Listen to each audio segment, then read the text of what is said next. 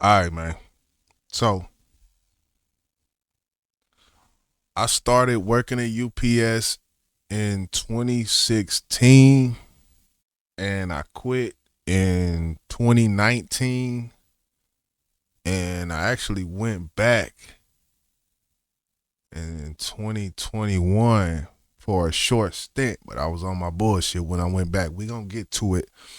This is why I quit working at UPS. Man, look, one thing I'll say about anybody applying to UPS, you will probably get the job, especially if it's around Christmas. You will probably get the job. There's work. I was a loader. I was actually one of the highest packages per hour loaders at one of the biggest uh, uh the biggest hubs here in Dallas, which is the Monroe hub off Monroe, right in the middle of the hood, Webb Chapel. I worked there for 3 years. I started off in the I think I was loading up the Farmers Branch trucks, which are little smaller trucks. It's not the Lone Daddy. So in my stint there, I seen a lot when it comes to work environment.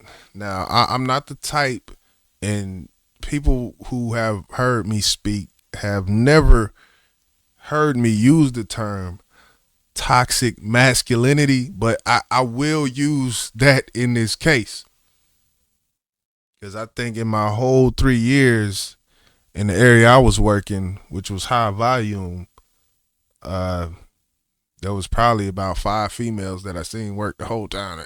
It's a lot of testosterone in that thing. You gonna see some people arguing. You gonna see some old men who it's like, I guess that term grumpy old men comes into play because it's just some old cats who just mad at the world type of thing. It's some of them walking around in there, man, when it comes to UPS.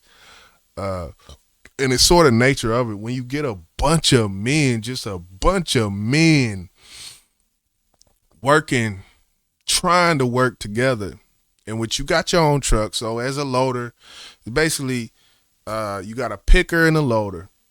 Picker's in the front.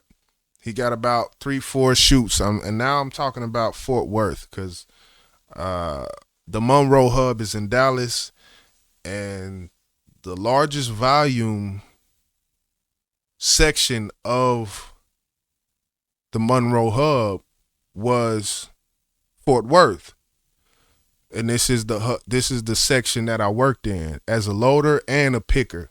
I started off as a loader and got to do the picker. So just a quick explanation of both of these jobs.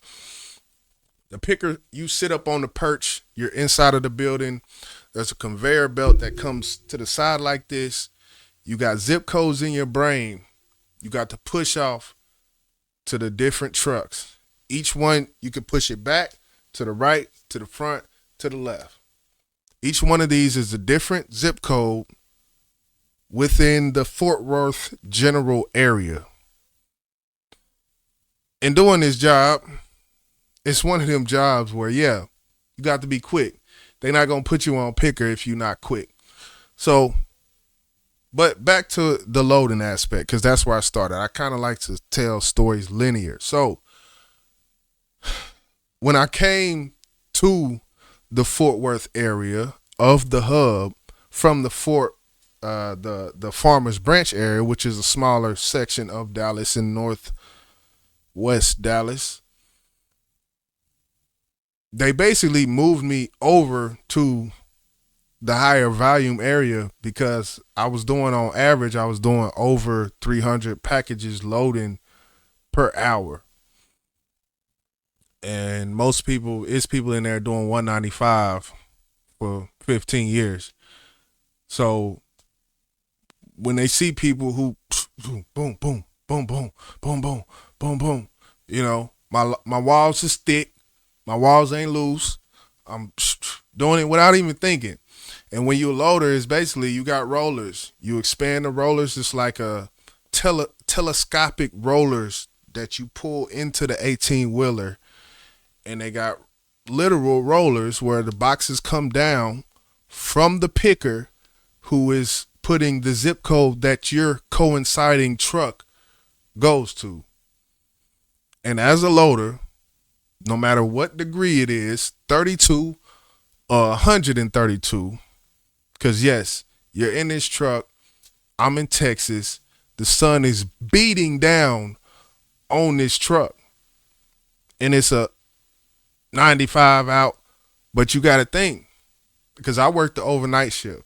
I worked it was like 10:30 to 3 a.m. that I worked, and that truck had been sitting and been in that sun all day. So you can imagine what it is in there. So every day, the average work attire for a loader, steel toe boots, basketball shorts, t-shirt.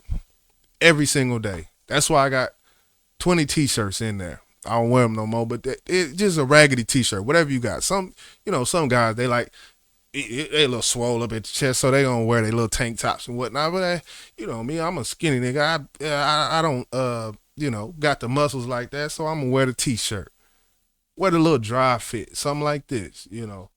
Not with the Mavericks though. I wouldn't disrespect the Mavs like that. MFFL, MFF like so. But in the back of this truck is one fan at the front of the truck that points back. And I don't know if y'all know what a confection oven is. A confection oven, whatever they call that shit. It's basically an oven with a fan in it that swirls that shit around to cook food faster. That's the only analogy I can have for what the fuck it felt like in this truck. Now, one thing about UPS, you get a 50-cent raise every single year, in which the 50-cent raise, it basically matches inflation. But one good thing I'll say, what made my wow worth there was the fact that I was hungry. So you get to talking to people. My shift ends at 2:30, 3 a.m. and I leave and I got to walk past all these other areas. I'm in Fort Worth, but I got to walk past Carrollton, Farmers Branch, Irving. I got to walk past all these other places, and I'll just sit there, talk to the heads. Be like, man, hey, we need some help. Hey, so good thing about UPS at this time is everybody's part-time, right? But they did it like this at that time for a reason, because there was full-time people there, but those were the senior, the people with tenure were full-time, and if you're a loader, 9 times out of 10 you were part-time. But UPS seen that, and I think at this time, and I don't know if it's like that now, but after 27 hours as a part-time employee, if you work more than 27 hours in a week, then you're into overtime rate after that. So once I figured that out, every check I got was 40 hours. I just was working for different hubs in different shifts because people are always calling off. So anyway, that's a separate story. But back to it though, man. Sitting up in this truck, back of the truck come empty. By the time you come in, the truck's empty. By the time I leave, this trunk full. And you putting on irregulars and all the big shit at the end. You let that shit kind of pile up, might throw it in there, if you could puzzle pieces together. But the reason why I quit, right, is because the toll that it does on your body. You cannot load 350 packages an hour and it not take a toll on your body. And I was one of the ones where Them things come down. I don't care if it's a 30-pound package. My knees is going down. I'm lifting with my knees. No back action. If I'm not at the angle where I can get it with my back, then I'm sliding the package to where I can grab it with my back, or grab it with, hunch down and use my knees to pick it up to put where I put it. But after time, you get to point where, hey, if it's more than 30, if it's more than 30 pounds, I'm gonna let it sit there until I get to the top. All the heavy shit go on the bottom, uh, and all the light shit go on. I think I said that reverse, but yeah, if it's more than 30 pounds, it's going on the bottom. And if I'm at the top of my wall, because that's what you call it, it's your wall. Whenever that shit come down, you put it on your wall. The box go on the wall. You got to jigsaw that shit in there, puzzle piece that shit in there. You get to the point where none of that shit that's more than like 30 pounds, and you can feel the box real quick. You get to the point where your hands move real fast to where you can feel like, boom, okay, I'm at the top of my wall. This motherfucker 30 pounds. I'm not finna put it up there. I'm gonna wait until I finish the wall with a bunch of light shit. Then I'm putting that big bitch right there. I'm gonna slide it right off the roller. Boom. It's gonna hit the ground. That's another thing. When y'all ordering shit from UPS, if it's some fragile shit, don't send it through UPS. Do not send it through UPS. I'm gonna just say that. If you got a local store, cause we throwing that shit. We throwing that shit. Especially if it's light. Whew, scan it. Boop. Whew, scan it. Scan it. Scan it. Boop. Scan it. Boop. I'm doing that all day. Every time something come, 5 pounds. Boop. Throwing that bitch right at the top. All that light shit. It's gonna look like a litany of small packages at the top. And that's how I got my $3.50 an hour. And what comes with that, they can look up your packages per hour. So when I'm going to talk to people, they ask me what my name is. My name is ... I'm telling like, hey, I'm trying to get some hours. I'm trying to get some more. I'm trying to reach my 27 so I could be in overtime. What's your name? They ask you your name. Tell them your full name so they can look you up. Once they look you up, oh, he doing $3.50 an hour. Okay, next time I see him, I got some work for him on my area. And you go over there and do that. 27 hours. More than 27, you in overtime. One good thing about UPS. Another good thing about UPS is free healthcare. You know why they got free healthcare at UPS? The reason why they got free healthcare at UPS is because what I told you my reason was for quitting. It does a toll on your body. There's a reason for everything. So I knew this guy. He had been there maybe 15 years. He was a picker. Part-time. Soon as you hear bang, that's when the belt starts. It's basically like an assembly line. Bang. You hear that big bang, that mean that belt starting and them boxes coming. You hear burn again, that mean it's about to stop. You got your break, cigarette break, go outside, smoke, 15 minutes, burn, and it come back on. It was the type where soon as he hear that burn at the end of the day, it doesn't matter what's on his belt. He's leaving out the door. Me? I heard it burn. Hey, this truck ain't full yet. It's some more shit to do, young whippersnapper or whatnot. That's what I was doing. So, it's one of them things where once you learn the system of UPS, there's some people who can get in there and understand I don't have to finish. But I wasn't satisfied with the pay and the outcome and the toll it took on my body. Now, if I would have took it slower, maybe I would like it more. Or if I wouldn't have been as proactive when it come to keeping my shit clean, maybe I would have stayed longer.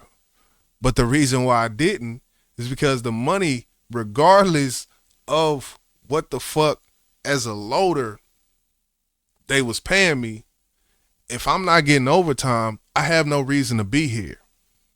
And I said that multiple times to because I seen that they valued the number that I was doing.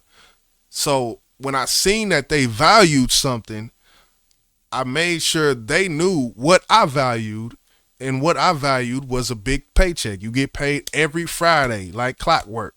And on my Friday check, more than 27 hours is overtime. I want at least 35. And I started saying that because I understood this is what they value. They value production. And I was productive.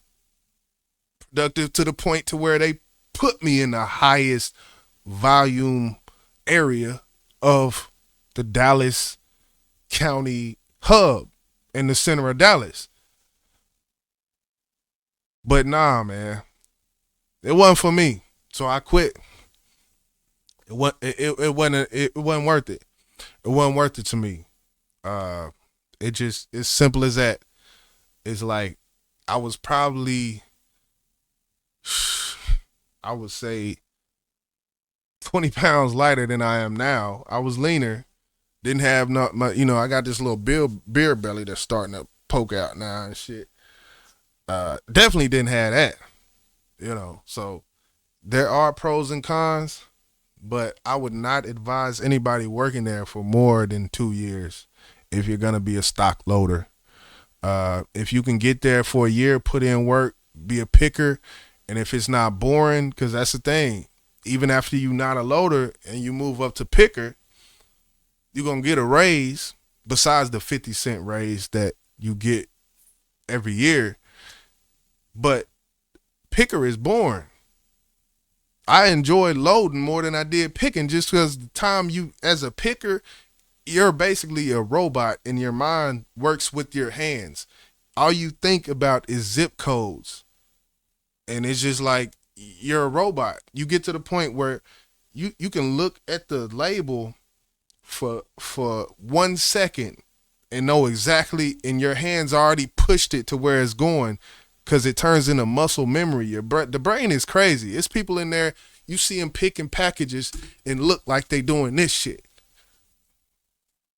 That's how I look. And that's what they doing the whole time. Now the belt does slow down sometime coming from the main line.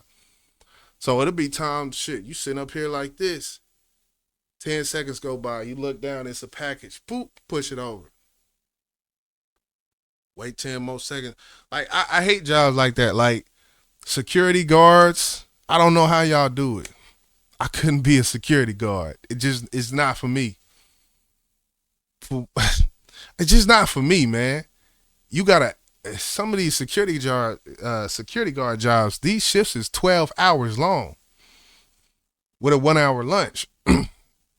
And you sitting there just, you know, YouTube, earbud, the whole time. Just, I don't like jobs like that. But anyway, I done talked enough, man. I'm almost 20 minutes on this. I ain't know it's gonna go that long, but it's YJ, man. That's why I quit YouTube. Ultimately, that's why I quit YouTube. I'm out, man. I'm done. I'm about to go.